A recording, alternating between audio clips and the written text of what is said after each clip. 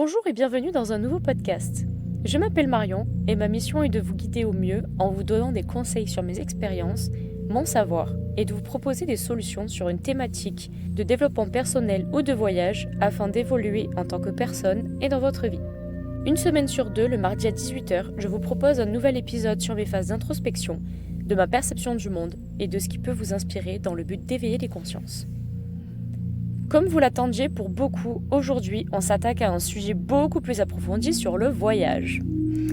J'ai repris les questions les plus demandées et je vais vous faire un condensé d'informations. Alors c'est parti. Avant toute chose, juste pour redire que je prépare 3 podcasts en avance, puisque jeudi prochain, je pars au Népal seul pendant 1 mois, avant de revenir en Australie. Je ferai donc un podcast voyage et un podcast développement personnel en avance. Quand je reviendrai le 13 décembre, j'en ferai un sur mon expérience Vipassana, puis sûrement un vrai montage sur le Népal. Je ne vous en dis pas plus, je retourne sur mon sujet principal. Alors, depuis que je suis arrivée en Australie, ça va faire 6 mois pile quand je reviendrai du Népal. J'ai dédié une bonne partie de mon Instagram à aider les backpackers qui débutent l'aventure en Australie. Je suis en train de faire un e-book qui sortira pour 2025. J'ai encore beaucoup de taf, j'ai beaucoup travaillé sur le sommaire qui est très long. En plus de ça, j'ai le vrai taf à côté pour économiser, plus mes préparations de voyage, plus aider les backpackers par message pour les jobs et conseils. En premier, je vais répondre à la question « Dans quelle ville atterrir ?» Alors déjà, tout dépend de votre projet initial, c'est-à-dire vous venez pour quoi ? Vous ou tu d'ailleurs, ça peut être en couple, en famille, entre amis ou seul. Est-ce que tu es là pour économiser, pour taffer, pour faire tes fermes ? Est-ce que tu es là pour travailler uniquement en ville, pour juste profiter de ton voyage, venir en tant que touriste ? Il y a aussi le climat. Est-ce que tu préfères une ville où il fait très chaud ou une ville où il fait très froid ? Est-ce que la pluie te dérange ou non ? Est-ce que tu habites à Paris ou à Marseille ? Voilà, ça c'est clairement la question. Ensuite, ça dépend de la période. Quel mois de l'année tu viens ? Est-ce que tu viens plutôt en juin quand il fait froid ? Ou est-ce que tu viens plutôt en septembre, novembre, décembre quand il fait chaud ? Parce que oui, en Australie, tout est décalé. Est-ce que tu viens dans une ville plutôt où il fait calme ou plutôt où est-ce qu'il y a du mouvement ? Donc ça aussi, ça va influencer. Est-ce que tu es là aussi pour rencontrer uniquement des Français, ce que je te déconseille très fortement, ou est-ce que tu es là pour avoir des vrais Australiens qui viennent du bush ? Si tu es là pour faire des sous, travailler dans la ville, pas forcément faire les 88 jours, tu peux venir à Sydney, dans Melbourne, à Brisbane ou à Perth. J'avoue que Adélaïde, ils recrutent quand même un peu moins dans le centre. Et Canberra, laissez tomber Canberra, pour moi, c'est une ville à ne pas aller. J'y suis allée 3 jours, ça m'a largement suffi. Il n'y a que des gens qui travaillent pour le gouvernement là-bas. Et tout est extrêmement cher. Si vous voulez visiter Canberra, allez-y, mais c'est la capitale la plus pauvre. Vous avez le musée qui est ultra intéressant, vous avez quand même la ville qui est fascinante, mais pour moi, ça reste la ville la moins intéressante. Ensuite, pour le projet, si vous voulez travailler absolument, faire les 88 jours directement, je vous conseille tout l'Outback, donc qui est le bush de l'Australie, n'importe où dans l'Outback. Vous regardez sur Site Job, vous trouvez. Soit dans des fermes à Adélaïde, on a bossé 1 mois, donc il y a des fermes à Adélaïde, il y a aussi de la construction.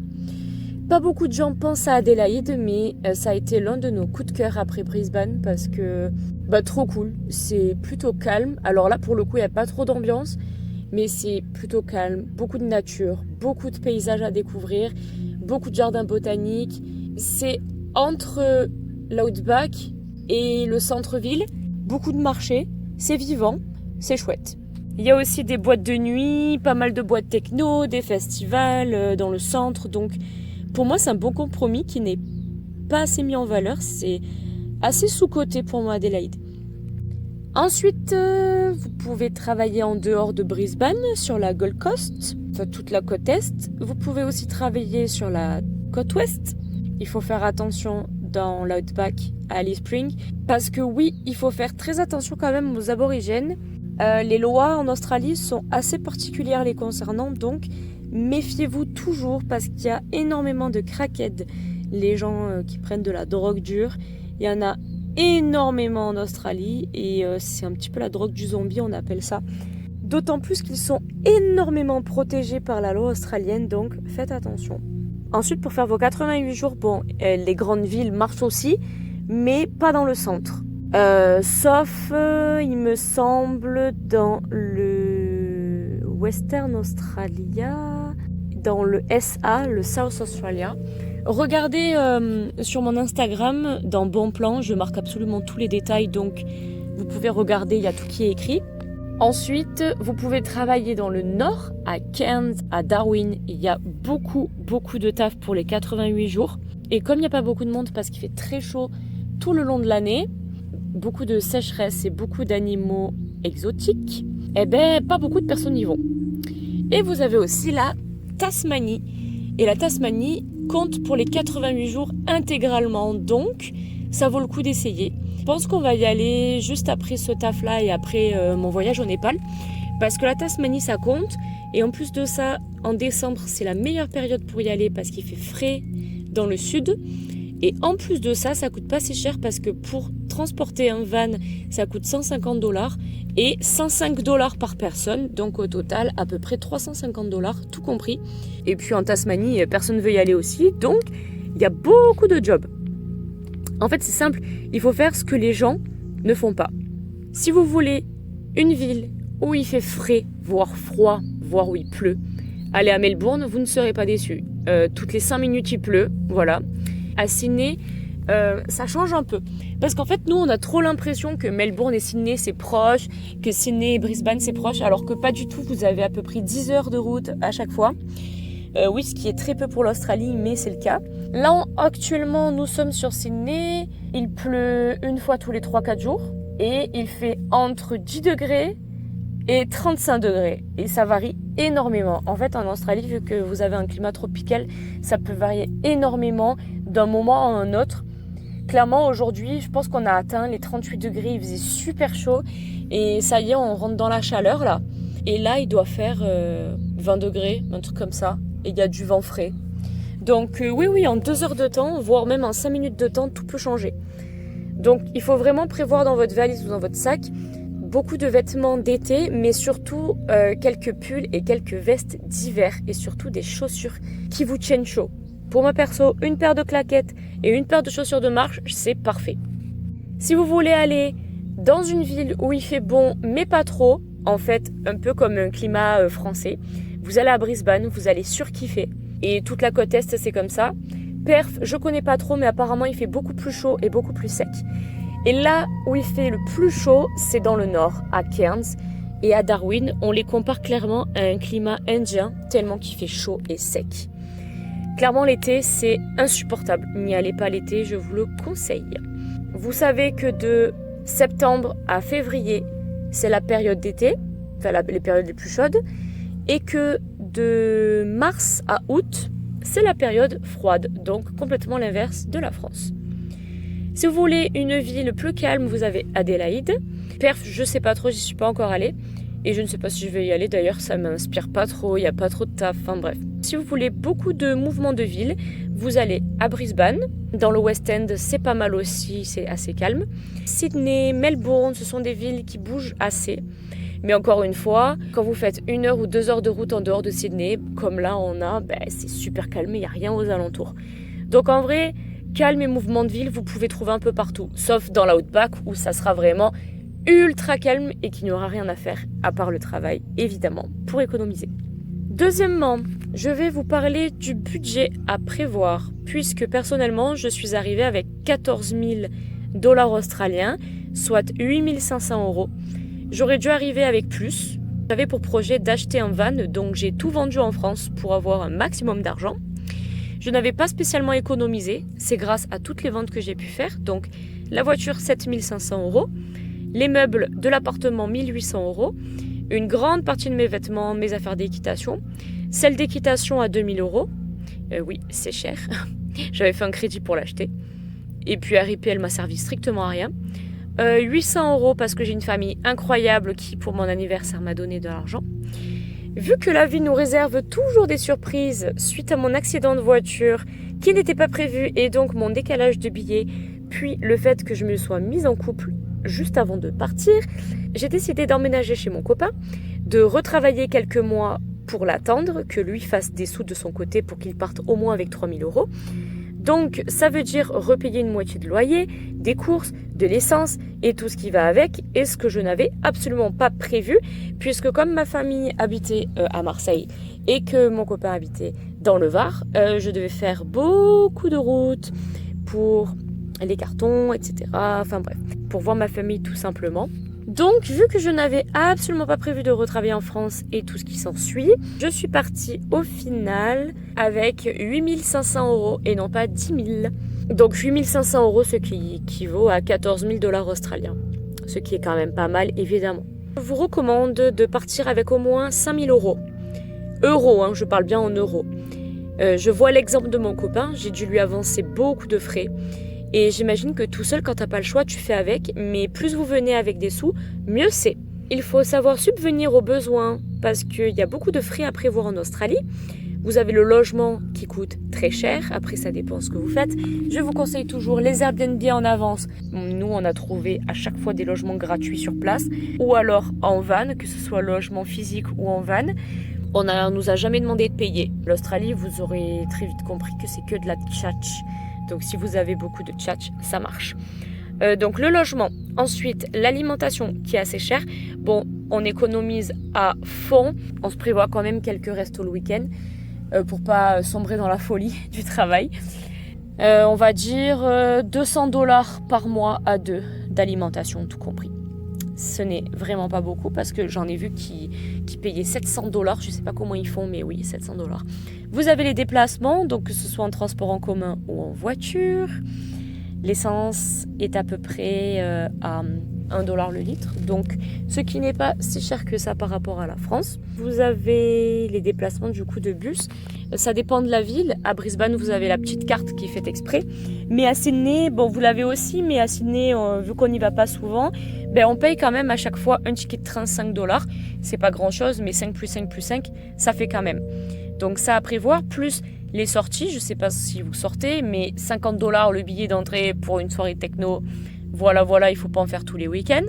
Les sorties dans les musées, dans les gardens, les botanic gardens, l'achat de la voiture, puis la Rego, la RWC, bref, je ferai un podcast complet sur les véhicules.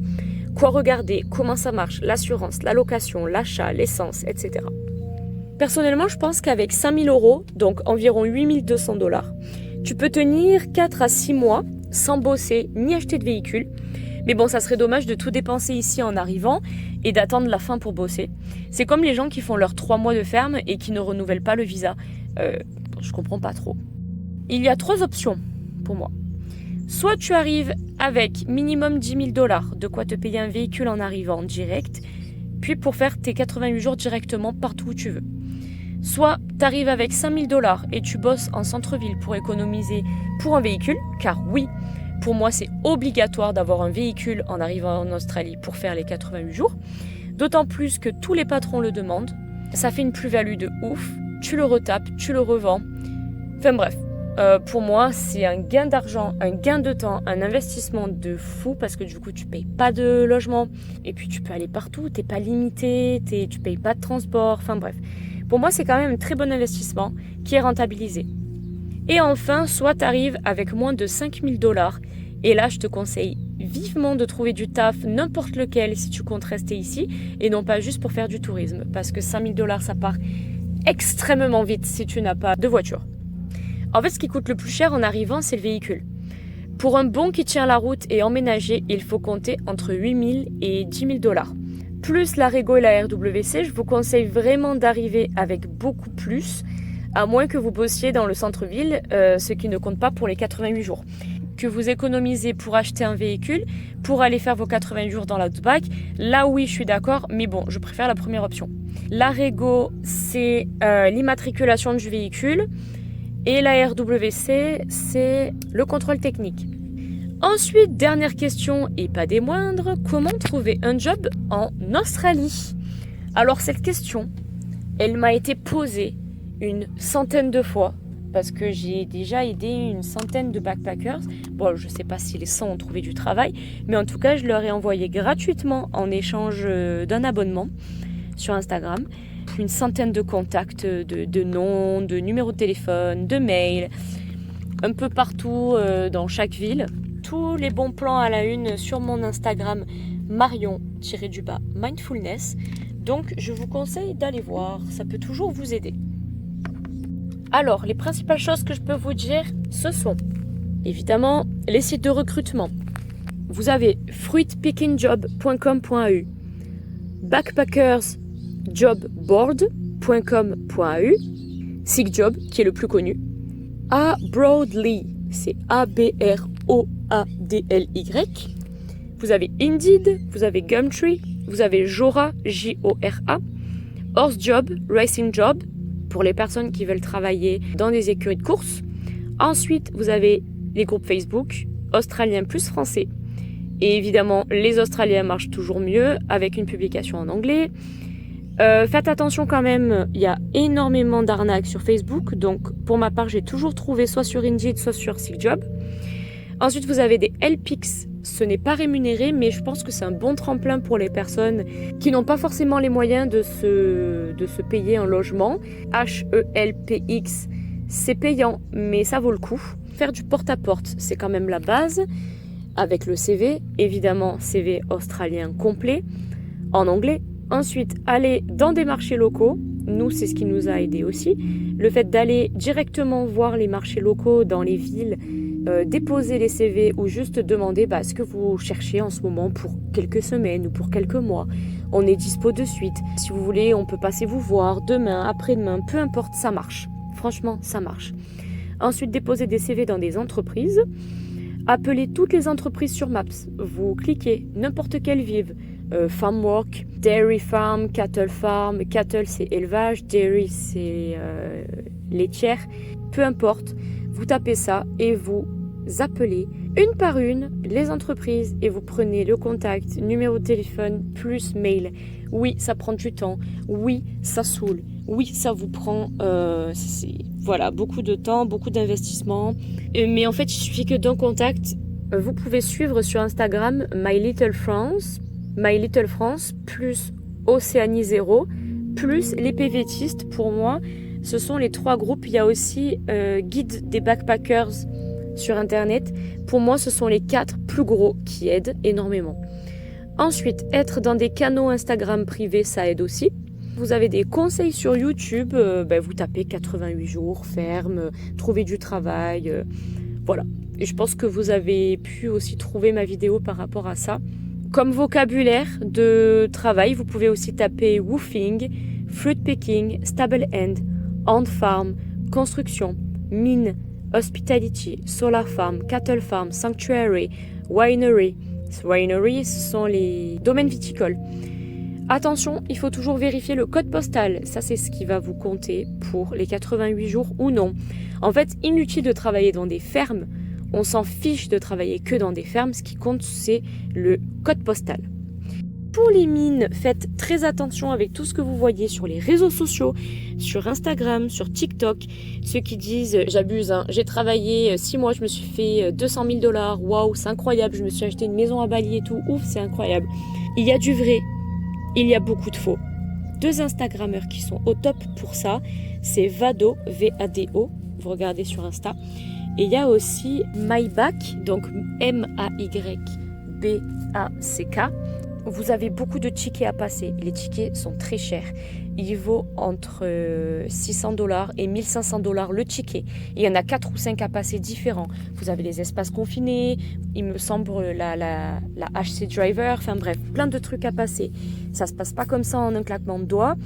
Ça demande beaucoup d'investissement financier et beaucoup d'investissement de temps. Pourquoi ? Parce que vous avez des tests à passer, tests d'alcoolémie, tests de drogue. Vous devez postuler à plusieurs mines. Ça va vous prendre entre 1 mois à 6 mois pour être accepté dans une mine. Oui, bien sûr, c'est rentabilisé. Bien sûr, tu gagnes entre $40 à $60 par heure. Oui, évidemment, c'est rentable. C'est très dur physiquement. C'est d'autant plus dur mentalement. C'est 12 heures par jour minimum. Donc, il faut savoir les tenir. Voilà. Donc avec tout ce que je vous ai donné comme conseil, normalement impossible que tu ne trouves pas. On n'a jamais galéré à trouver. Le maximum qu'on ait eu sans boulot, ce sont les 3 premières semaines dans Brisbane, car on voulait faire nos 88 jours. Donc on a dû bouger vers Melbourne pour s'acheter un van en une journée. Et le lendemain, on commençait à bosser. Donc, logique. N'oubliez pas, la tchatch, c'est le plus important. Osez ne pas rester dans votre trou. Ne pas rester qu'avec des Français. Osez parler, osez demander dans la rue à des gens. J'explique un petit peu mes anecdotes dans tous mes podcasts, mais en fait vous avez énormément d'anecdotes où on tombe sur des gens au hasard dans des bars, des Australiens, des Français, surtout des Belges, et en fait ils nous accueillent à bras ouverts pour notre van, pour dormir chez eux gratuitement, ils nous offrent la bouffe, enfin bref. Et c'est comme ça aussi dans beaucoup de travail qu'on a fait, donc n'hésitez pas à demander. Sur ce, j'espère que ça vous a aidé. Une demi-heure, c'est un petit peu long, mais ça vaut le coup. Et je vais retranscrire tout ça sur mon e-book. N'hésitez pas à commenter, à partager, à liker la vidéo. Sur ce, bonne journée et douce nuit.